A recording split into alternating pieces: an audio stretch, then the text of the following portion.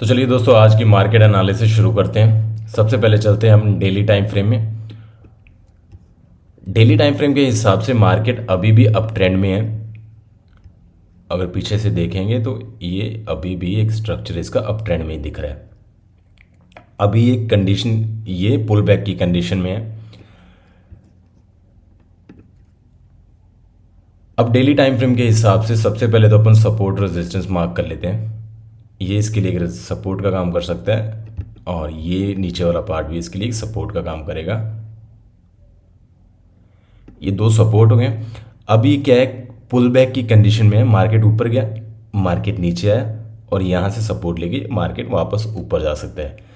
ठीक है, जैसा आपको पता होगा मार्केट हमेशा इस कंडीशन में चलता है, डायरेक्ट सीधा नहीं जाता। तो अभी ये इस वाली कंडीशन में है, इस वाली कंडीशन में। अब डेली टाइम फ्रेम की कैंडल के हिसाब से मार्केट में यहाँ पे ये वाली रेंज में एक शार्प बाइंग आई थी। जैसा कि आप अगर छोटे टाइम फ्रेम में देखेंगे तो ये शार्प बाइंग आई थी। डेली टाइम फ्रेम का सपोर्ट तो अभी इसका ये वाला सपोर्ट की तरह काम करेगा, यहाँ से बाउंस लेने के चांसेस के ज़्यादा है। लेकिन ये जो बाइंग आई है ये 15 मिनट के टाइम फ्रेम के सपोर्ट के हिसाब से यहाँ से बाइंग आई है, तो ये इसको कंटिन्यू कर सकता है।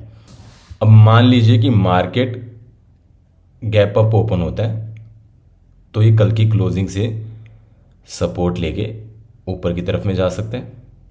और अगर मान लीजिए गैप डाउन ओपन होता है तो ये कल के लो से सपोर्ट और कल की क्लोजिंग से रेजिस्टेंस लेके ये मार्केट बीच में बना रह सकता है और सेकेंड हाफ में ये डिसाइड करेगा कि इसको किस तरफ जाना है।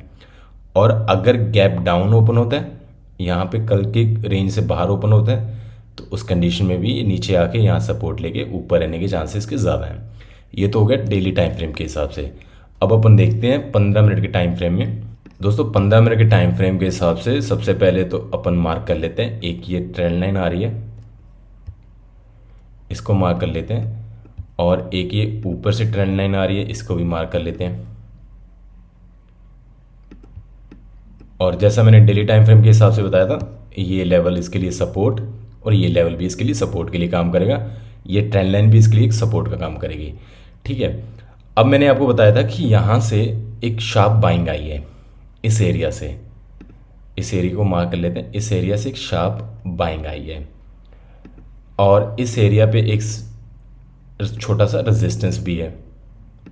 अब मार्केट मान लीजिए कि यहाँ पे ओपन होता है, यहाँ पे ओपन होता है, गैप अप ओपन होता है और इस रेंज के बीच में ओपन होता है, पिछले स्विंग हाई से नीचे और गैप अप ओपन होता है। तो उस कंडीशन में ये जैसे नीचे आएगा यहाँ से सपोर्ट लेके ऊपर की साइड में जा सकता है, ऊपर जाके यहाँ से रेजिस्टेंस लेके डायरेक्ट नीचे आ सकता है।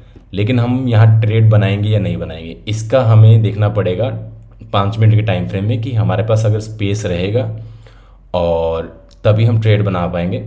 इसमें क्या है, ऐसी जगहों पे ना थोड़ा एक्यूरेसी ज़्यादा आपकी मैटर करती है कि आपकी जो एंट्री पॉइंट है वो बहुत एक्यूरेट होना चाहिए अगर आपको टारगेट चाहिए, और टारगेट आपका हमेशा छोटा रहना चाहिए क्योंकि अपने पास स्पेस नहीं है। ठीक है, और अगर मान लीजिए कि ये गैप डाउन ओपन होता है कल की क्लोजिंग से नीचे और कल के लो से ऊपर, इस रेंज के बीच में गैप डाउन ओपन होता है, तो ये फर्स्ट हाफ में ये साइडवेज होने के चांस ज़्यादा हैं और सेकेंड हाफ में ऊपर या नीचे ब्रेकआउट कर सकता है। अगर गैप डाउन ओपन होता है तो उस कंडीशन में भी यहाँ से ये सपोर्ट लेके ऊपर की साइड में ही जा सकता है। गैप अप ओपन होता है तो उस कंडीशन में भी यहाँ से सपोर्ट लेके ये ऊपर की साइड में जा सकता है। और ये बहुत बड़ा गैप अप होने के बाद भी ये इसका सपोर्ट ले सकता है और ये साइडवेज टू अप ट्रेंड रहने के चांसेस के ज़्यादा हैं। ये दोस्तों, ये तो होगी हमारी एनालिसिस 15 मिनट के टाइम फ्रेम के हिसाब से।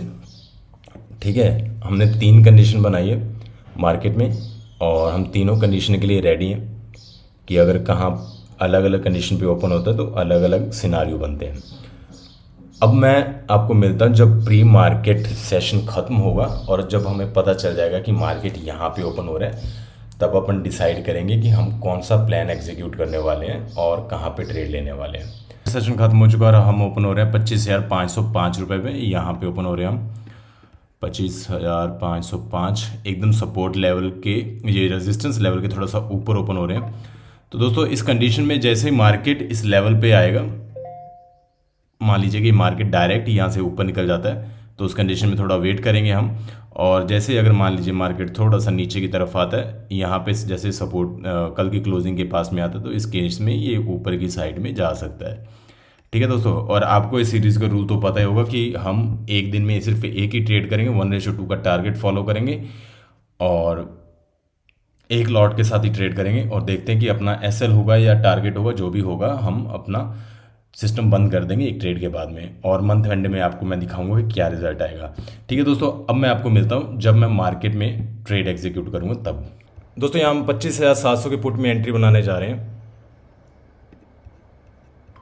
यह हमारी एंट्री हो चुकी है 152 पे, और 20 रुपये का हमारा टारगेट, सॉरी 40 रुपये का हमारा टारगेट रहेगा। सबसे पहले हम टारगेट सेट कर लेते हैं।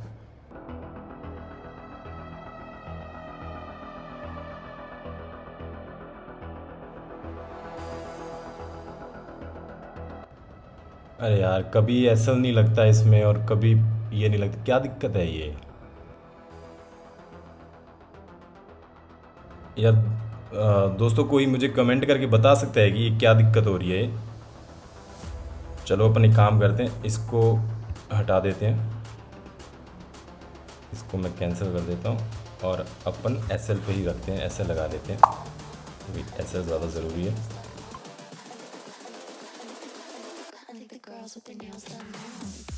दोस्तों यहाँ हमने 25,700 के पुट में एंट्री बनाई है। 153 पे हमारी एंट्री है, 133 पे हमारा एसएल है एंड 193 पे हमारा टारगेट है। देखते हैं कि हमारा एसएल हिट करता है या टारगेट हिट करता है। एंड इस ट्रेड का लॉजिक मैं आपको वीडियो के एंड में समझाऊंगा।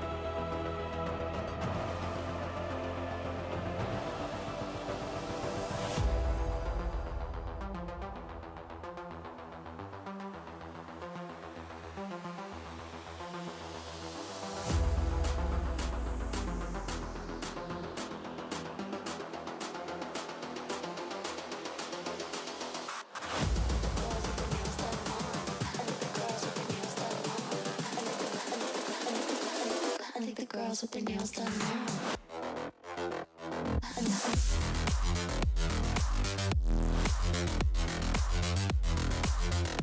Girls with their nails done.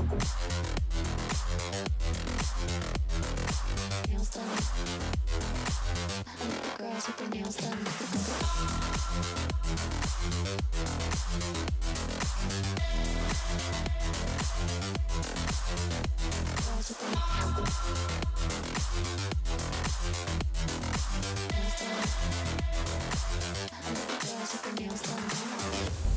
दोस्तों ये पेज थोड़ा रिफ्रेश हो गया था,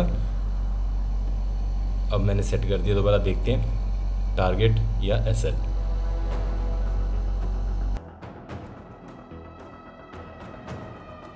पे 193 पे हमारा टारगेट है, सॉरी ये थोड़ा ना 193.40 पे हमारा टारगेट है।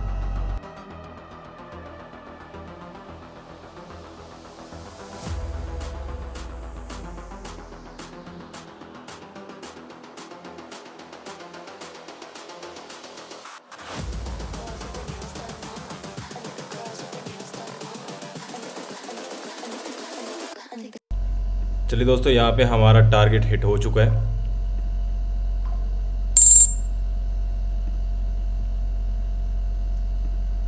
और 4,233 का। वैसे तो हमारा 3,000 का टारगेट था, लेकिन वो करते करते 4,000 पे पहुँच गया। ठीक है दोस्तों, अब मैं आपको बताता हूँ कि यहाँ पे मैंने, अब पहले मैं आपको ऑर्डर दिखा देता हूँ। ये 153 पे मैंने ये परचेज़ किया था एंड 133 ये मैंने अच्छा, मैं गाइज प्लीज़ मुझे कोई मेरा भाई बंधु ये बता सकता है कि ये अगर तो मैं एसएल लगाता हूँ तो ये मेरा टारगेट नहीं सेट होता है, और अगर टारगेट लगाता हूँ तो मेरा एसएल नहीं सेट होता है। इसके बारे में प्लीज़ कोई कमेंट करके बताए तो बहुत मेहरबानी होगी। और यहाँ 209 पे मैंने इस ट्रेड को एग्ज़िट किया है, ठीक है। और ये 4233 का एक प्रॉफिट है। अब मैं आपको इस ट्रेड का लॉजिक समझाता हूँ। देखिए, मैं हर बार हर वीडियो में बोलता हूँ कि मैं हर ट्रेड या तो रेजिस्टेंस या सपोर्ट पे ही एग्जीक्यूट करता हूँ। तो यहाँ पे अगर आप देखेंगे 15 मिनट के टाइम फ्रेम में, यहाँ पे एक तो रेजिस्टेंस था ये वाला, दूसरा ये ट्रेंड लाइन का भी रेजिस्टेंस मिला इसे, और यहाँ पे मैंने ट्रेड एग्जीक्यूट किया। अब मैंने ट्रेड एग्जीक्यूट करने के बाद में आप देख, मैंने अपना टारगेट सेट किया, अपना एसएल सेट किया। क्या मैंने बीच में निकलने का, ये देखो कहाँ से, सिर्फ 188 से सिर्फ 5 रुपये से हमारा यहाँ से घूम गया। मैंने कुछ किया, मेरे दिमाग में आया कि मैं यहाँ से निकल जाऊँ, नहीं, क्योंकि मेरे को रूल्स को फॉलो करना है। मेरे को आप लोगों को दिखाना है कि रूल्स और डिसिप्लिन को अगर फॉलो करेंगे और मंथ एंड में हमें मार्केट रिवॉर्ड देगी, ठीक है। अब यहाँ से जैसे ही नीचे आया, मेरे एसएल के कितना पास में आया, क्या मैंने एसएल के साथ छेड़छाड़ की या मैंने कुछ किया? नहीं, मैंने अपना एसएल का वेट किया या मेरे टारगेट का वेट किया, और मेरे टारगेट से मार्केट ने ज़्यादा ही दिया हमें, ठीक है। ये होता है रूल्स और डिसिप्लिन। मैंने अगर जितना दिमाग लगाना था हमें ट्रेड लेने से पहले लगाया जाता है। ट्रेड लेने के बाद हमें दिमाग नहीं लगाना होता है, हमें सिर्फ टारगेट और एसएल का ही वेट करना होता है। एक दिन का एक ट्रेड लेना चाहिए, और मंथ एंड में जब कंसिस्टेंटली करोगे तो आप मंथ एंड में प्रॉफिट में रहोगे, ये मैं लिख के दे सकता हूँ, ठीक है दोस्तों। चलो ठीक है दोस्तों, अगर ये मेरी वीडियो से आपको कुछ सीखने को मिला तो प्लीज़ इस वीडियो को लाइक करें, मेरे चैनल को सब्सक्राइब करें। इसी तरीके से मैं साइकोलॉजी और डिसिप्लिन और रूल्स के ऊपर वीडियोस बनाता रहूँगा, और इस चैलेंज को मैं जारी रखूँगा और आपको प्रूव करके दिखाऊंगा कि अगर आप रूल्स पे टिके रहोगे और डिसिप्लिन पे टिके रहोगे तो आपको मंथ एंड में पॉजिटिव ही मिलेगा, ठीक है। आपको मार्केट रिवॉर्ड देगी ही देगी। हाँ, बीच बीच में हो सकता है मार्केट आपके पेशेंस को, आपके डिसिप्लिन को टेस्ट करती रहेगी। मार्केट हो सकता है लगातार आपको 3 दिन लगातार लॉस दे, हो सकता है ऐसा भी। और कभी कभार क्या होता है कि मार्केट एकदम आपके टारगेट से पूरा घूम के आपका एसएल कर देती है। ये सारी चीज़ें आपके साथ होती रहेंगी। यही बोलते हैं कि मार्केट साइकोलॉजी का गेम है, और आपको अपना साइकोलॉजी यहाँ पे स्ट्रॉन्ग रखना पड़ेगा अगर आपको यहाँ पे सक्सेसफुल होना है। आपको रूल्स पे टिके रहना पड़ेगा और डिसिप्लिन पे टिके रहना पड़ेगा, आपको मार्केट रिवॉर्ड देगी।